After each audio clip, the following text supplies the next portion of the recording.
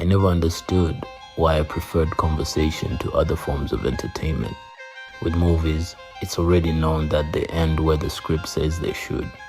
Every twist planned, every line rehearsed. You never really know what you will stumble upon in conversation.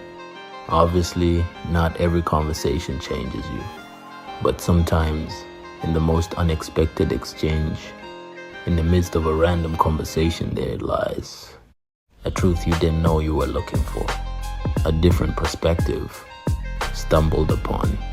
One moment opens another, leads to somewhere new, and before you know it, you're somewhere you never planned to be. That's the art of conversation. You just never know where it will take you. Hi, my name is Jean Pierre, and welcome to the Pain Free Podcast. I'm so excited about today's episode because I've been meaning to have this guest on this podcast for a very long time. My guest today is a believer, a wife, a mother with a deep love for books, for growth, and for purposeful living.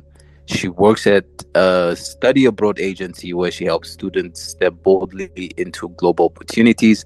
And she's also the co founder of a publishing company and book club dedicated to storytelling, to learning, and community. Adventurer at heart, my guest believes growth happens when faith meets action, and she's passionate about helping others walk into their purpose. Ladies and gentlemen, please help me welcome today's guest, Sipho.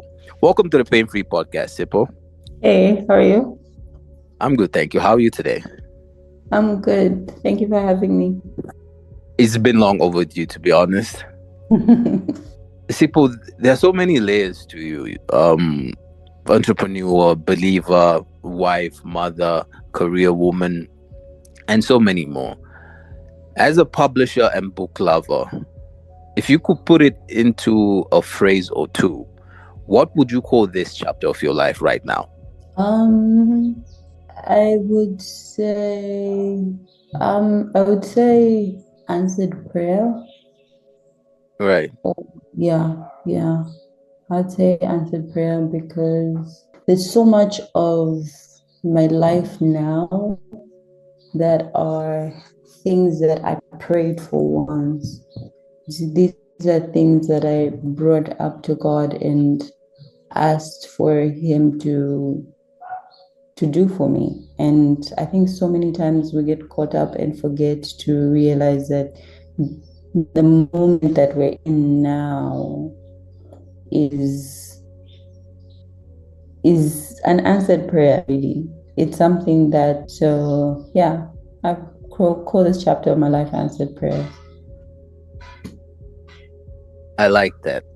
And I guess in order to understand this chapter, it might be necessary to flip back a couple of chapters before, especially for people who've never met you or come across you before.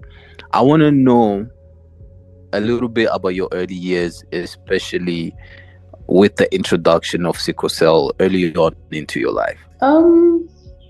So I come from like a Christian home, like a serious Christian. My mom was a pastor, right? And it was something that she could never even say. She just always said she gave birth to like a healthy baby. Her baby was fine, right? So it didn't make sense most of the time why I got sicker than the other people, why I was always monitored on a different level. I remember she would, like each time I went to school, or the first time I went to a new school, she had to go to like the principal's office just to tell them that, please, if you need someone to do sports, if you need someone to run, she's not the one. Please remember that this is not your girl. Just find your people elsewhere. She can't run, she can't do. And I always wondered why, because everyone else at home got to do pretty much anything, right? And I was just kept in this sort of bubble because I think if I had to go to school, she'd drop me off at the station or drop me off at the school and pick me up. So I think mainly that's what I remember from the early on years. And then down to a couple of years later, and I'm now maybe a teenager, and it's just different in a sense, but where I think you go to school and you just sometimes you can't focus because you're in so much pain, or just I don't know. I really don't understand some of the things, and I'd literally have to be sent home, or me just feeling so exhausted to even do anything really. The blacking out and yo, the trips to the hospital trying to figure out like what can we do to help her better, what can we do to help her more more not manageable, but more able to do certain things. And I think I just got to a point where I sort of just shut down, where I can't really do much of this. And I think that's where books really came into play for me, because in the book I could live through these characters and be so much more than what was holding me back in real life. And I just loved living in that world. And from then on, books just became my refuge and best friend. Yeah. So yeah, that's what I would say about my early years. You touched on trying to figure out why certain things were happening to you at a very young age. Um, Looking back to where you are now, did you ever come to terms with the why? Did you ever find out the why? So I think for most of the part is that I was already feeling sick, right? I felt so sick most of the time. And then I got to, I think I had passed out at school, and they just really couldn't do anything. They had to take me to the hospital. So I get there, and the doctors do like a number of tests. And I think one of the other things I was told is that even if she has this, it's not supposed to make her black out, because I used to pass out a lot, right? So the doctor is like, it doesn't make her pass out. So let's just do like a number of tests to try and figure out why she's actually blacking out. And they keep on doing like this test after test after. I'm like, fam, this is really like taking a toll on me. So let's just like take. And I remember seeing, I think there was like an Asian doctor that I was sent to, and she then just breaks everything down. She's like, she needs to take this pill, she needs to take this and that. Her iron is low, so when my iron was hitting like the really low parts, that's when I would black out, right? So she gives me like a bunch of pills and gives me like this whole diet plan where I'm supposed to eat this, supposed to eat that. And we leave because, and I think there's so many other tests that were going on. And as a kid, I'm like, I don't want any more needles. Like, I really don't want to be pricked one more time. I will take this. It's fine. And I get home, and I think the first couple of weeks, it's okay. I drink the pills and I have like the worst appetite, but I ate when I should. But then after a while, it sort of hit me like, oh my gosh, you're not actually getting better. Regardless of how many of these pills you take, whether you take them one time, whether you eat right, at the end of it all, this is you. So after this realization that this is how you were and possibly how the rest of your life was going to be like, how was it living in a house? Because you had siblings, their lives were totally different. There were kids at school whose lives were totally different from yours. What was that like for you?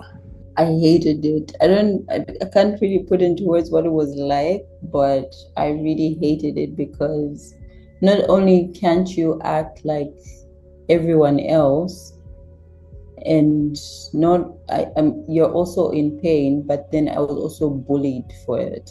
I don't even know. Kids are so weird, because I was bullied for being sick. It doesn't make sense. Mm. So it was really hard because as a kid, really all you want to do is fit in, but then people are calling you names behind your back. Oh my gosh, there's the girl that passes out. There's the girl who can't do that. And it's just, was really the worst, I would say. At home, I think they had a nickname for me. And that just, because I think my mom was very keen on like everyone rising in the morning. But for some reason, I was left to like get up when I could. And I get that from their point of view, maybe it was like, why doesn't she get to do this? Why is there like this double standard or something? Because maybe they also didn't really understand it. But then for that, they also bullied me for it. Mm. So I think for me, that was really the worst. So even when I got sick, sometimes when I was in pain, I really didn't want to say it because that would just bring out the names, that would just bring out them treating me even worse than I was already feeling. And I didn't, it was, I don't even know. It was just the worst. And then I get to, I think we're all maybe like teenagers. Mm-hmm. This is like a couple of years later. And then now it shifts and it's this thing where they almost baby me and police me just to make sure I'm okay. Mm-hmm. So if I need to go anywhere, they need the why, they need the where, they need what time, who's the closest person in that vicinity who can be there if something happens. And it was just like, guys, I just need like a moment. It was a lot of, I don't know, I love yous. And it was just weird because you're not really a family that used to do this. But then the shift, I don't know if it was them growing up and realizing that, oh, she actually needs us. So Mm. there's this extra care that was put into it, and just shifting from the being called a name to them now being, oh my gosh, are you all right? Did you feel dizzy? Do you need a seat? Should we get you something to drink? It was just, yeah, too much, I guess. Too much of a shift. Um, I understand the aspect of getting extra attention, growing Mm. up and everyone almost like on their tippy toes around you. Psychologically, even when people are not maybe paying that much attention to you, it always sometimes feels like they're still, hawking around. Did you ever Yeah. get that? Do you still get that at the back of your head? I would say no. Right now, no, I don't think I still get that. I did get it when I went to college, when I went to like school, not just from my family, but even when I went to like university, I had friends there that sort of had visited maybe home and knew about it, or even knew that I looked kind of different, but they didn't quite know how. And then maybe sometimes I was just too busy to do certain things, or I missed a bunch of classes and I had to explain it then. So, yeah, so then college also spills into this where people are. I feel like college is kind of different because everyone is there for different reasons, right? Right. But there are those people that just can't help but care. Mm. And with those, yes, it was, oh, have you drank your medication today? How are you feeling? Do we need to do this? Um, it was, I don't know how to put it. It was caring. I don't really think it bothered me much. It showed their hearts, really. Yeah. You mentioned being a preacher's kid, and you're a preacher's kid, and then on the other side, there's this thing that you're experiencing. how much of that affected your faith and belief in God? Oh, um, I feel like I could have been a lot more worse. And that's something that I didn't lose sight of most of the time. Being younger, I remember my mom always would say things like, "You're healed, you are, you're fine." Really, even if like I get like super sick, she would give me like a scripture or a whole passage that I needed to go read. And I had to go sit there in my room and just read through it. And I think I remember the first couple of years is it's like, okay, I genuinely actually believe. Then I get to like high school and I'm like, is this really going to happen? But then I think after high school, I then joined a church, and it's I don't know, I sort of got this idea that I could not really say buy favors from God, but like there was, I made a checklist that if I could do this, I could do that, I could do that. Maybe just then I would be better. I don't know if that makes sense. Yeah, yeah. So this is the first time that I actually start to serve of my own will. Okay, not of my own will, but of out of my own understanding of what serving actually really is. Because being a pastor's kid, I served like from the minute I graduated from Sunday school, I had to start serving, right?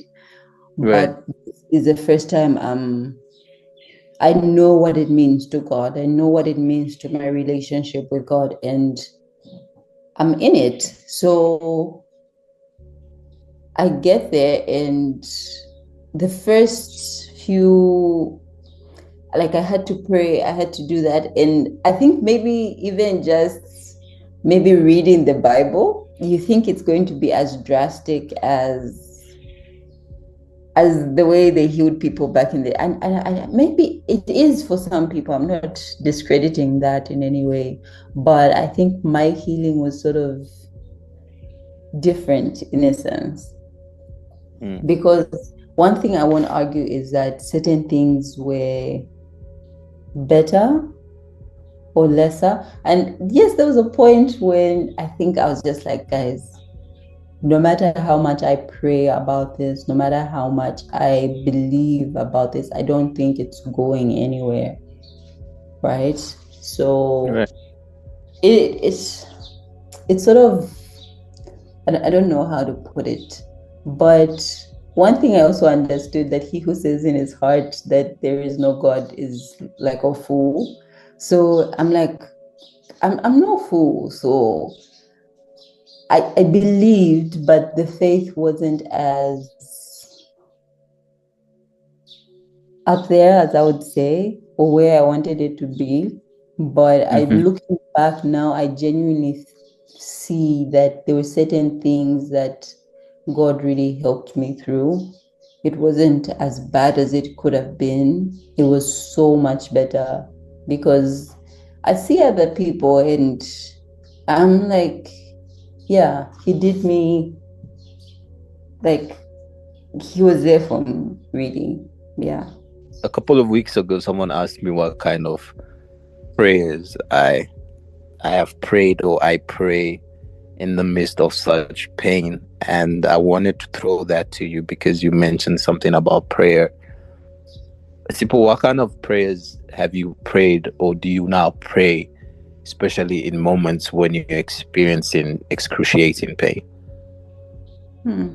That takes me really way back. I remember when I was like way younger, I used to, it was like so like if the pain is really always going to be here and I'm always going to be different in a sense, like just take me, Lord, right?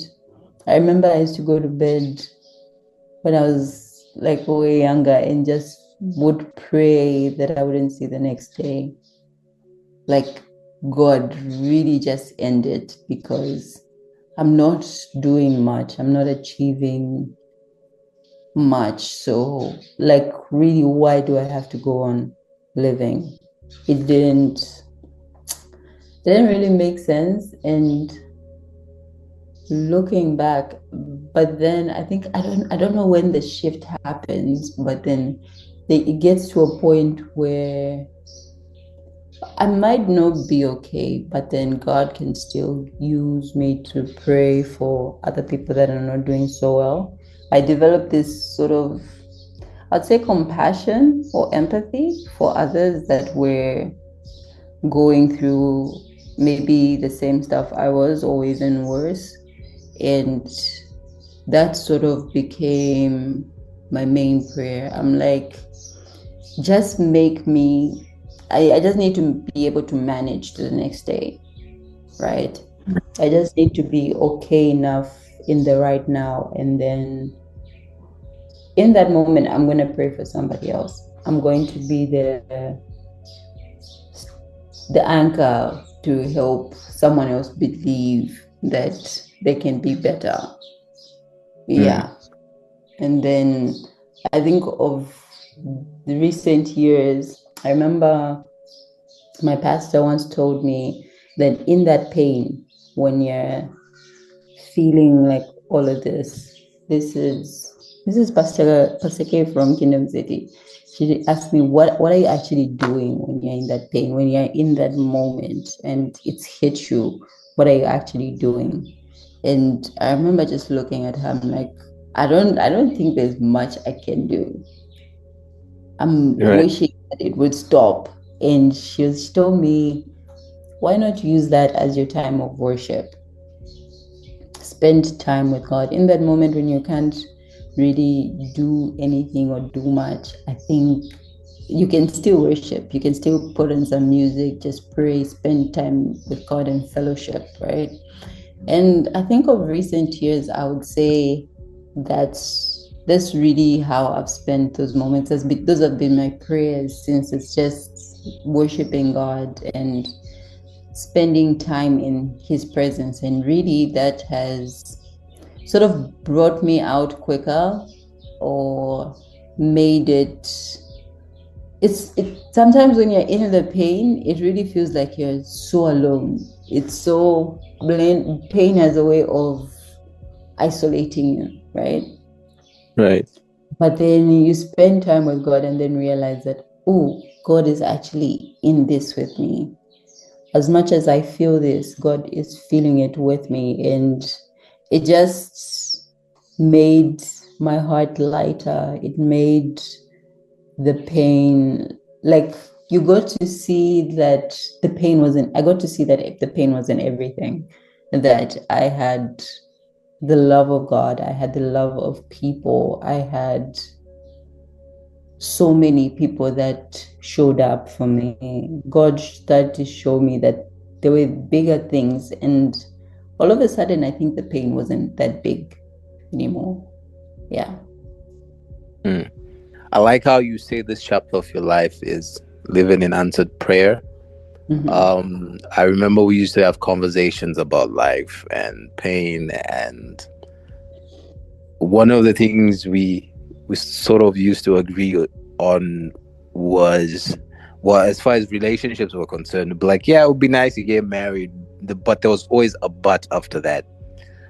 Now that you're married and you're a mother now, run me Yeah. through the whole process of breaking away from so many limitations that we had placed on ourselves because of our condition, and stepping out of that to actually live in this chapter of answered prayer. Hmm. I think I don't even know how to put it.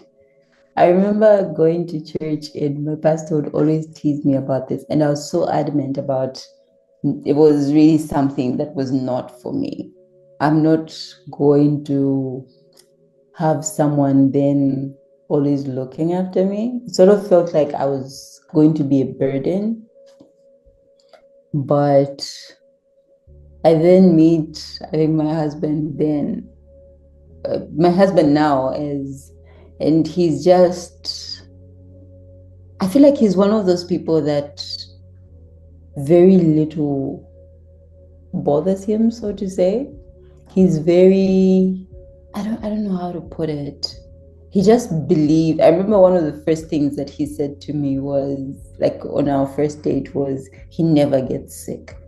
I'm like, interesting. That would be quite a dynamic.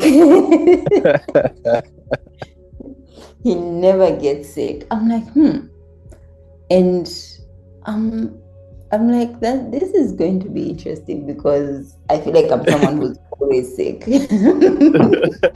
I'm thinking, are you sure you never get sick? So because he was friends with my sister for a couple of years, I'm thinking, did she tell him, and is he like doing something where it's supposed to be funny? But Right. and I remember, I think a couple of weeks later, and I kept on reminding him, like, you never get sick, huh? Because for me, it was just so funny. I'm like, how do you never get sick? I live there, right?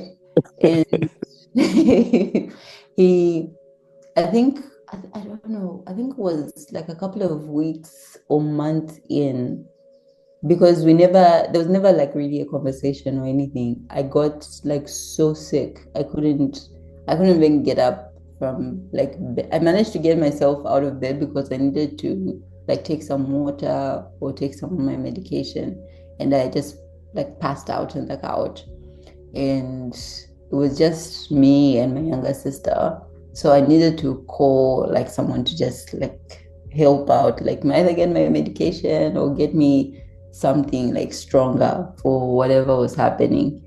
And I call him and he walks in, and you can tell, I think from the moment he walks in, like there's this level of shock.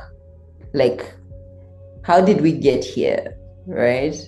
Because Right. sometimes you're fine and then all of a sudden it hits you and you're just, guys, you're at 100. And he's Right. just looking at me like, when did the shift happen? How are you looking this sick? Or how are you unable to even like lift your own arm and pick up your phone? And you can tell that he has like a moment of panic, but then he just snaps out of it and is into like this action mode, and he's there getting smoothies and he's getting painkillers, and he didn't make me feel like, oh, you're sick, oh, we need to do this, we need to take care of you. Yes, he wanted to take me to the hospital, but I'm like, fam, I literally just found a spot when it doesn't hurt, or when I'm okay right here. If you move me and we start this thing from one, I won't understand. So just leave me here. Then when I get better, we'll go. And I remember we then talked about it, and I think just like my mom, he was just like, you're healed, you're going to be fine. And it was just, I don't know, so refreshing to have someone who, I don't know if it's reminding me of my mom so much, or someone who was there for you in that moment, but also had faith even when you were feeling your worst. Yeah, that's so to say. And then I think a couple of years later, we're married and we're having a baby. And the first few like months of the pregnancy, I'm just like, yo, fam, am I really going to like survive this? Am I going to be okay? And I remember praying all sorts of prayers. I'm like, God, you really have to show up because I'm I'm doing this and I can't have the baby and not be there. Mm. And I think I'd fall asleep and have the most weird dreams. But each time I snapped out of it, I'm like, God, your word says this. And I'm there quoting scriptures and quoting, like just declaring them over my life and believing that God is really going to show up for me. And the days that it hit me worse and I really didn't believe, his faith was there for me. Like he stood and was just like, you're going to be fine. he prayed and believed that I was going to be okay. Come delivery day, and I'm about to have the baby. I think the beginning of it was just excitement. I'm Mm-hmm. like, yo, I'm going to have a baby. I'm going to be okay. And yo, I yes have the baby. She's fine. She's okay.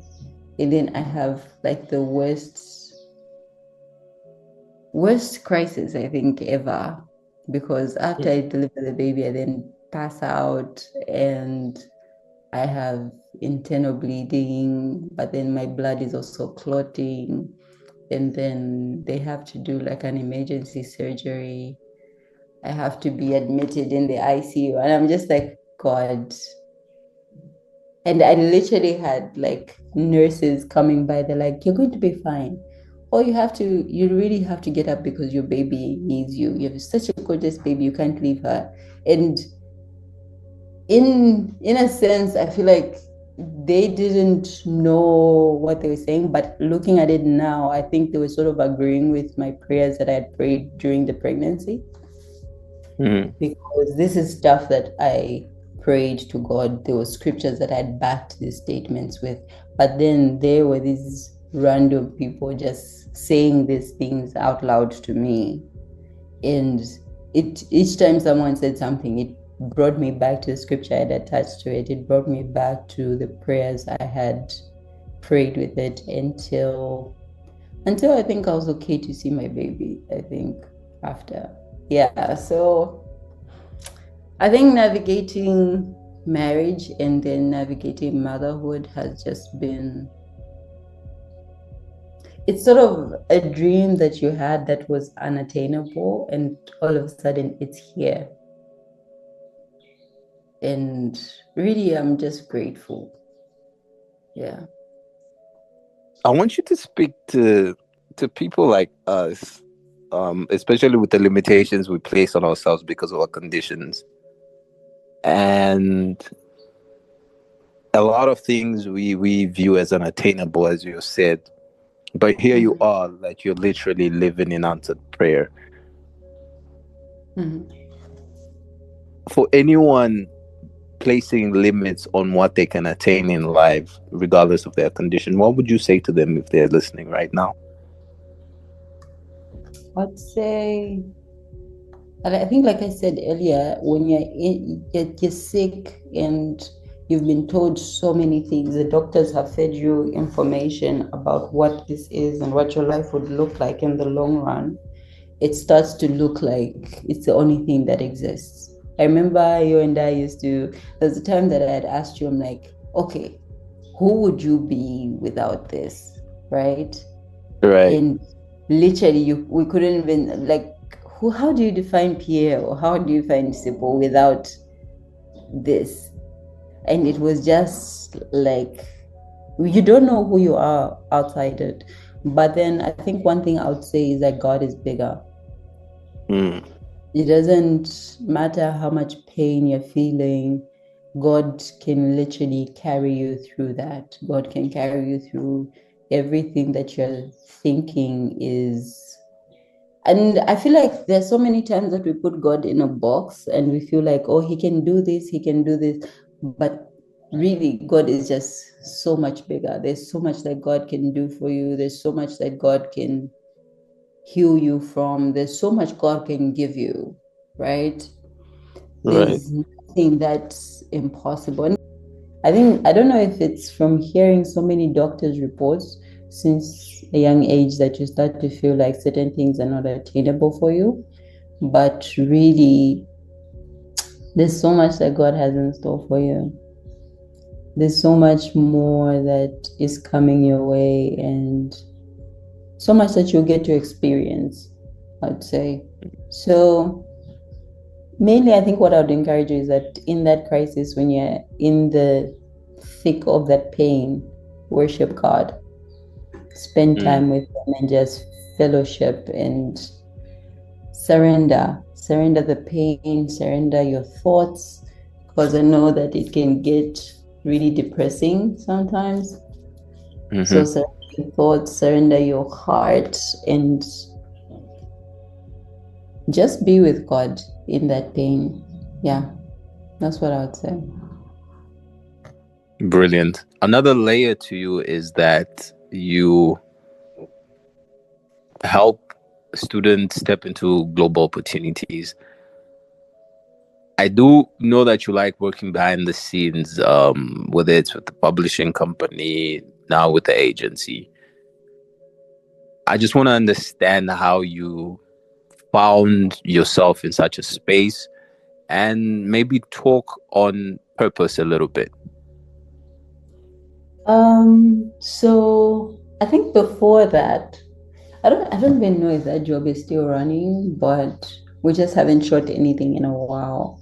So before that, I was working on a set as like set designer, art director, and it was just the most, I think, amazing thing seeing people's. I don't want to say seeing seeing the set come to life.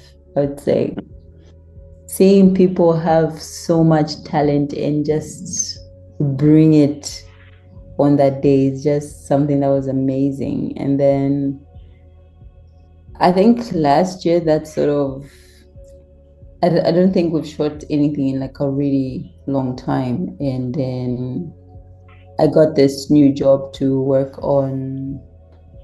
with a study agency, and really it's something that I think before I joined my previous church, I was someone who would have never been able to do this. So which is why I feel like it's also like an answered prayer, because I have to talk to people. I have to interact and just show people how things are possible, certain things that they're dreaming of are possible and they could come to be. So even when I got the job, I think at first I was sort of like, can I do this? Can I not do this? And now I'm just, I think, so much better at it that I think there's certain principles that I've carried into it that are just really helping me along the way.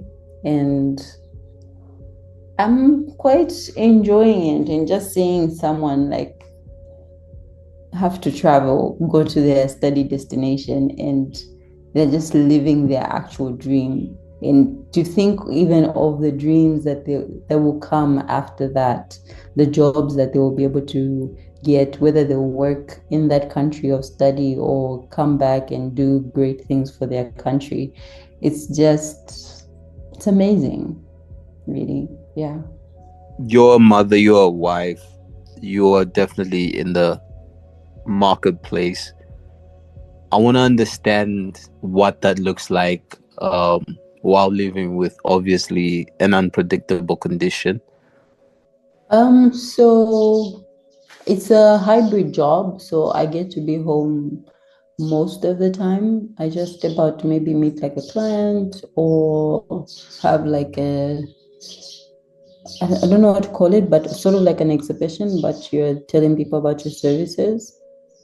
Is it a Okay. showcase? Yeah. So Yeah.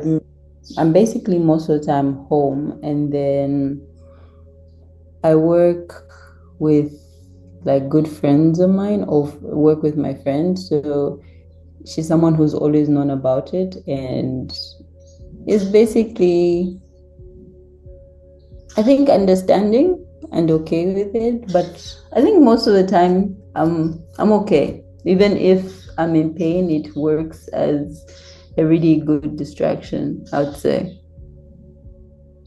As a publisher, I know you're responsible for other people's stories, and I want to know.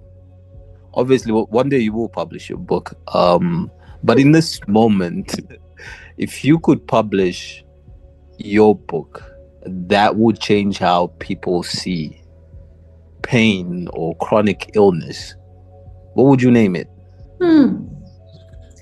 Yo, I have no idea. And no, I don't think so. I don't think so. And I feel like even if I were, I would really like to, it wouldn't be sort of like a biography or anything like that, but I would like to publish a fiction book. So it would be probably a novel, but I'm really trying to get into reading Christian novels and just understanding what that looks like, because that's the kind of book I would be interested in writing. But then I would also like it to have like these moments of truth, things that are pulled out of reality and put in the book, and just bringing them to light in a sense that to show people just how God is coming through in this fiction book. Yeah, just to teach on principles, but not really like in those kind of books. I don't even know if I'm making sense. A little, a little. Yeah, so it would probably be a fiction book. Okay, And okay. still have these principles in it. Yeah. Tell me more about your publishing company, how that came into existence. So I believe this was probably 2018, 2019. Me and my best friend, we're talking, we're having like this conversation, and she had an online bookstore. She used to sell Zambian books online. And I'm there talking to her, and I remember telling her, I'm like, I would really, really love to be like to help people publish books, to help people just edit their books and put out like a really good quality of books. And she then says, why not just do it?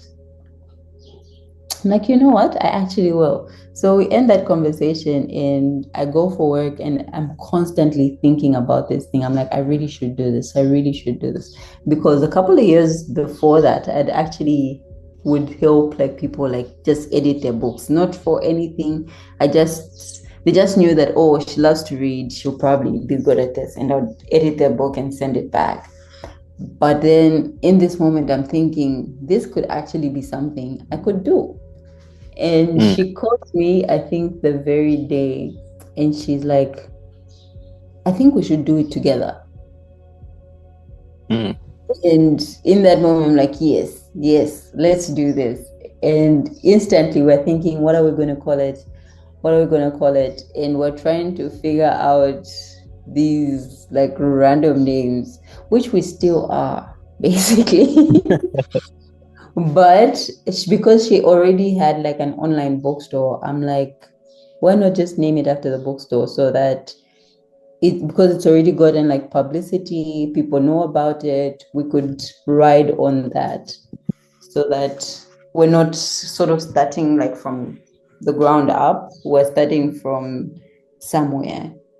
So even readers that have heard about it, authors that you've contacted that are you sold their books, could then reach out to us because they know you through that, as opposed to us starting with like a brand new name and then having to reintroduce ourselves.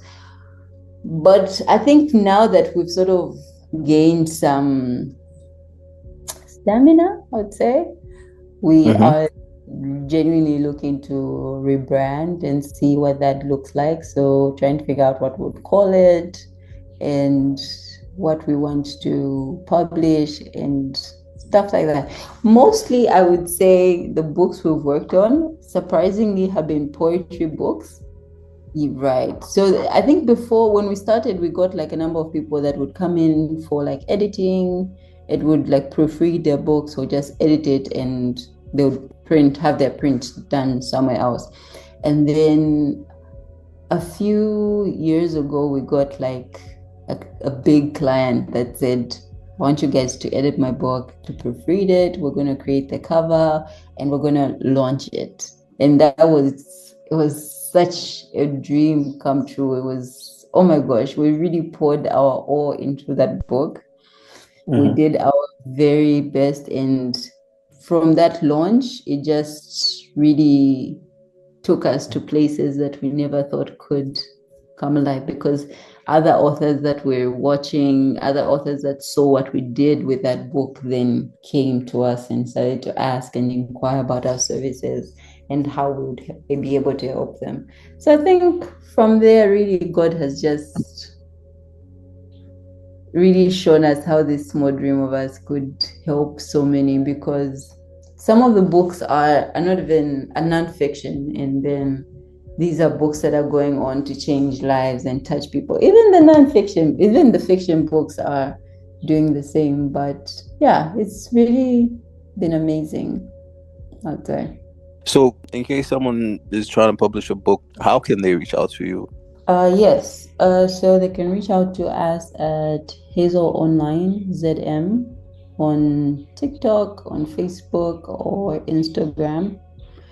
And our email is hazelonline01@gmail.com. Before I let you go, I know we've spoken about so many layers to you, and there's just one thing that I want to find out now, because you recently told me about your adventures, and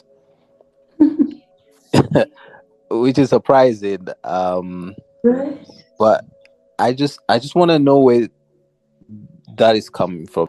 I think my mom used to say she could time me by the clock. So according to what time it was, she knew if I was on my way home, she knew if I was at school, she knew if I was at church. But these were the only three places I went. I was at school, I was at church, or I was at home. It was never anywhere else. But recently, I don't know, I think we live in a beautiful country, and I'm really enjoying seeing what those corners look like.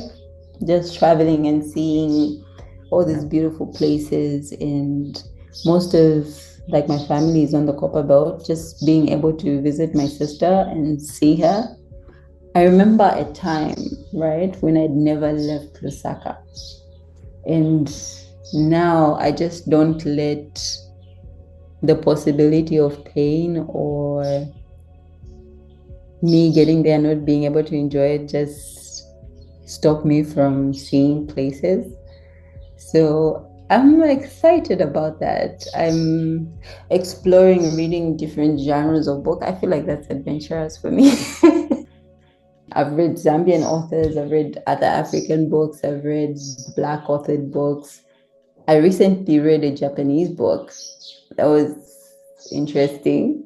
So yeah, and I think I'm committed to seeing that area of my life grow. And also, I think I married someone who genuinely wants to be outside. So we have to let loose a bit. So yeah, so it's something I'm really enjoying. It's something that used to be so scary because of all the what ifs, but it's something that I'm really enjoying currently. Yeah.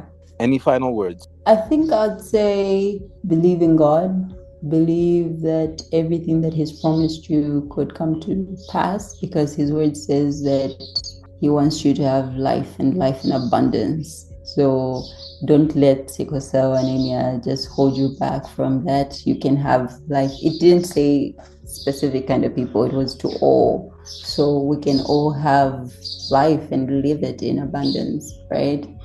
And live in your purpose.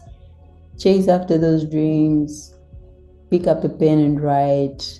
If you're singing, sing, take those pictures, study, adventure. Don't let the world set limitations on you, or let anyone really set a limitation on what you can and can't do, because you're not of this world. So yeah, dream big and live large. Dream big and live large. Thank you, Sipho, for being an amazing guest today. I'm so grateful you managed to come through and pouring so much onto this platform, and just sharing your story with us, because I know you like being behind the scenes, helping other people tell their story. So grateful, I feel honored and privileged that you were able to come and share your story with us. It was such a pleasure.